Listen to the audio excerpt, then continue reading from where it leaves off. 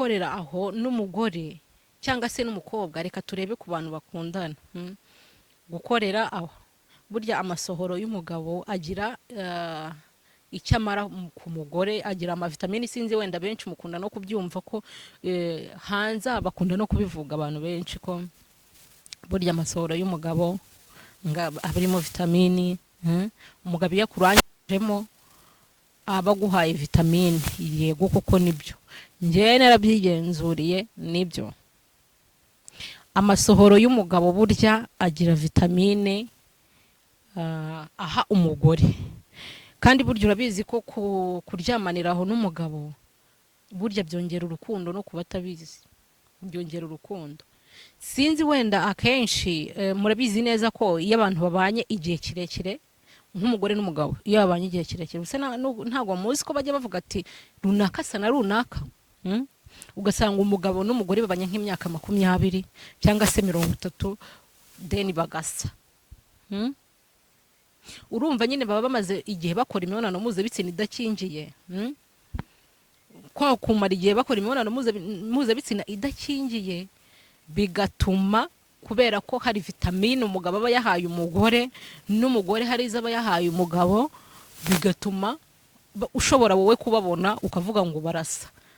Edayero bavuga ngo ni musaza we cyangwa se undi ni mushiki we. Bituruka rimwe na rimwe, bishobora guturuka aho ngaho, kuba bakora imibonano mpuzabitsina idakingiye kandi bakayikora igihe kirekire. Amasohoro y'umugabo burya agira icyo amara. Turabizi neza ko uzarebe akenshi abasaza, ku basaza iyo akoze imibonano mpuzabitsina bajya bavuga ko ati ari kwisazura. Yego, nari nabuze uburyo mbivugamo, ari kwisazura kubera ko hari amavitamini aba ari gukura muri wa mwana muto baryamana, cyangwa muri wa mukobwa muto, umugore muto. Ayo mavitamini akaba yajya ku mugabo, akaba ushobora kumubona ari umusore. Hari abagore bashaka bakuze, ugasanga nk'umugore yashatse afite imyaka 30, 40, mu bukumi bwe ukabona arashaje pe, ukabona arashaje, ariko yagera ku mugabo ukabona ni inkumi. Ni ukubera ko nyine abakoreraho n'umugabo we, hanyuma mu gukoreraho kubera za vitamine umugabo amuha, akaba yasubira ubwana cyangwa se yasubira ubutoya, ukaba wabona isura idakanyaraye nyine kubera ko hari vitamine umugabo we amuha. Akenshi twebwe bagore cyangwa se umugore n'umugabo burya babana kubera ko baba bakora imibonano mpuzabitsina idakingiye, hari amavitamini bahana. Umugabo hari vitamine aho umugore n'umugabo akaba yazimuha binyuze mu gukora imibonano mpuzabitsina idakingiye. Ntago naje kubashishikariza gukora imibonano mpuzabitsina idakingiye, ariko icyo ndi kuvuga ni nimba uzi kudakunda umugabo wawe, reka bari ko mbivuga, mwikora imibonano mpuzabitsina idakingiye, kubera ko murumva ko nahereye ku byiza byo gukora imibonano mpuzabitsina idakingiye.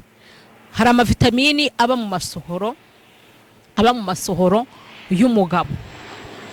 Izo vitamine iyo zigeze ku mugore, kubera ko mwakoreye aho nyine, hari icyo zongera ku mubiri we, kudakanyarara ku mubiri we, ibyo byose. So rero noneho reka turebe gukora imibonano mpuzabitsina n'umuntu udakunda. Ugasanga uri umuhungu, duhuye gutya, wenda duhuriye mu kabari, reka bari ko mbivuga, twamara guhurira mu kabari cyangwa twamara guhurira mu kabari twishimanye, twasangiye izo nzoga, turishimana, twebwe twumva ko tugomba kugera ku ngingo yo gukora imibonano mpuzabitsina. Hanyuma rero twamara kuyigeraho, ugasanga twinyabije nk'ahantu dukoze imibonano mpuzabitsina idakingiye. Mwa bakobwa mwe rwose ndababujije gukora imibonano mpuzabitsina n'umuntu udakunda ukoreye aho. Wakibaza ngo kubera ikindi kukubwira gutya. Impamvu akenshi iyo ukora imibonano mpuzabitsina idakingiye byongera urukundo hagati yanyu mwembi, kubera ko muba mwahuje amaraso. Muba mwahuje amaraso, hanyuma mu guhuza amaraso niho, kubera kugomeza mubikora igihe kirekire, niho usanga we mukobwa watangiye kwiyumvamo wa muntu mukora imibonano mpuzabitsina, cyangwa se nawe muhungu ugasanga mwatangiye kwiyumvanamo akantu k'urukundo katangiye kuzamuka hagati muri mwebwe, kandi wenda muryamana biraho nta kindi kintu muhuriyeho, usibye kuba wenda mwaryamana mugakemura utubazo hagati yanyu mwembi, ugasanga mwahuraga mukemura ibibazo by'imibiri bikarangira, ariko nyine kubera ko mukoreraho hagatangira kuzamukiramo urukundo. Rero wowe niba uzi ko umuntu mukora imibonano mpuzabitsina mukayikora kubera ko mwahujwe n'imibiri, kubera ko wenda we mukobwa ushaka kurongorwa, we muhungu ushaka kurongora kubera ko washyutswe na mukobwa washyutswe, ukaba wumva ko ushaka kurongorwa cyangwa se kurongora, ukavuga ati ngerekane nje niryamanira n'uno muhungu hanyuma birangire, icyo gihe bizarangira umukunzi, kubera ko buriya gukoreraho imibiri ni imibiri ibihuye. Ariko nawe uzarebe iyo uri gukoresha kondomu cyangwa se agakingirizo, iyo uri gukoresha agakingirizo ntago nyine ntago gukoresha agakingirizo ntago biryoha nko kuba wakorera aho ngaho, sibyo? Ariko burya iyo ukoresheje agakingirizo n'uwo muntu muragakoresha nyine ibyanyu bikarangirira aho ngaho, kuko nta kindi kiba kibahuje. Aba ari umuhungu abari imbere mu ishashi nawe umukobwa uri inyuma mu ishashi, ntaho muhurire, nyine ari inyuma y'iyo prudence navuze cyangwa se agakingirizo. Urumva imibiri yanyu ntaho iba ihuriye, murarongorana, mwamara kurongorana undi agakuramo kondoma akajugunya then akigendera. Ariko nimukorera aho imibiri yanyu ibihura, muba nyine murongorana, ni igikorwa nyine kiba kiri kubera imbere mu mubiri, kandi imibiri yanyu yose ihura mwisanzuranyeho, icyo gihe bizarangira mukundanye. We mukobwa nimba uzi yuko wenda hari umuhungu mukoreraho ukaba umukunda, uwo muhungu ukaba umukunda, wenda watagukunda akaba wenda we yumva ari ukuguprofita, reka bari ko mbivuga, ariko wowe umukunda ukaba wifuza ko mwakundana, ko mwagerana kure, nagira ngo ngugire inama, nimba koko ari ukubishaka ukaba wumva ushaka ko uwo mugabo mugerana kure, muryamane mukoreyaho, mugende mwipimishe, mwizerane niba musanzwe mwizerana, simbizi uburyo mubikoramo, hanyuma mukora imibonano mpuzabitsina idakingiye. Nimukora imibonano mpuzabitsina idakingiye, ndakubwiza ukuri ko uwo mugabo bizarangira agukunze.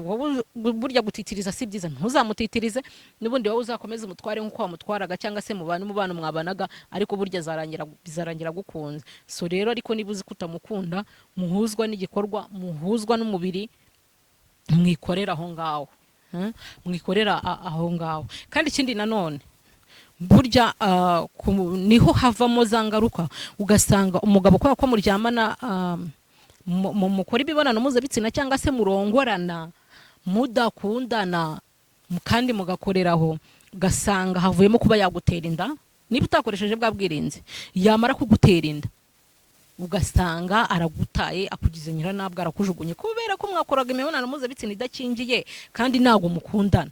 Mwahuraga kubera icyo kibazo cy'imibiri, ntago mwahuraga kubera ko mukundanye, ntabwo iki gikorwa mwagikoraga kubera ko mwebwe mukundana, oya, mwabikoraga kubera ko nyine ari imibiri yanyu yashatse kurongorana, ntago mwabikoraga kubera ko mukundanye. Rero ugasanga niho umugabo azaguta, yagutera inda akakwihakana akigendera, kubera ko nyine nta rukundo duhari, mwahuraga buri umwe acaho n'undi acaho. Nizere ko mwumvishe icyo nashatse kuvuga. Gukora imibonano mpuzabitsina n'umuntu udakunda mugakoreraho si byiza, ariko nanone mwebwe bwo niba mubikunda simbizi, mwebwe murareba inyungu kuri mwebwe. So mwakoze kubana nanjye, ciao.